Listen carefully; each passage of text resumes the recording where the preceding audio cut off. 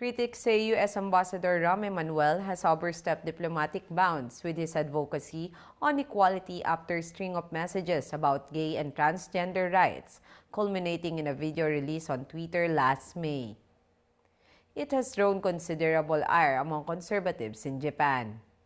Before the Japanese lawmakers passed a controversial bill declaring that there should be no unfair discrimination against the gay and transgender community, Mr. Emanuel marshaled a group of 15 foreign ambassadors in Tokyo to record a 4-minute video nudging Japan to embrace LGBTQ rights and, by implication, same-sex marriage. Japan is the only group of 7 countries that has not legalized same-sex union.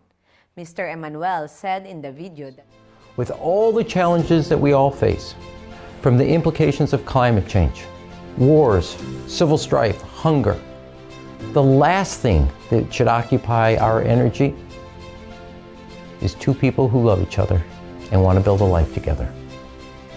Together, let's be true to Japan's constitution and to Japanese people.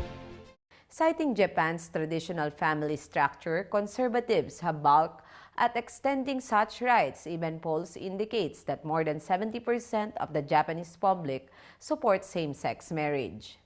Masume Wada, a liberal democratic member of the upper house of the Diet, wrote that, quote-unquote, if Ambassador Emanuel wants to use his position as U.S. Ambassador to Japan in any way to influence Japan, we will take immediate action to make him go back to his country. How to promote understanding of LGBT people is a matter for us to decide domestically.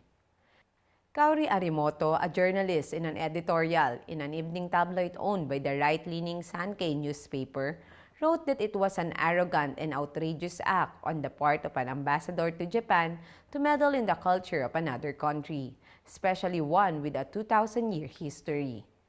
Added to that, Masako Ganaha, another journalist known for the right-leaning views, appeared on Facts and Friends, said that there was no discrimination against LGBT people in Japan, and argued that Mr. Emanuel was pushing the destruction of Japan's culture. According to the New York Times report, American politics point out that the United States itself is still grappling with questions of equality. Although the Supreme Court legalized same-sex marriage in 2015, transgender rights in particular have recently become a lightning rod for American conservatives.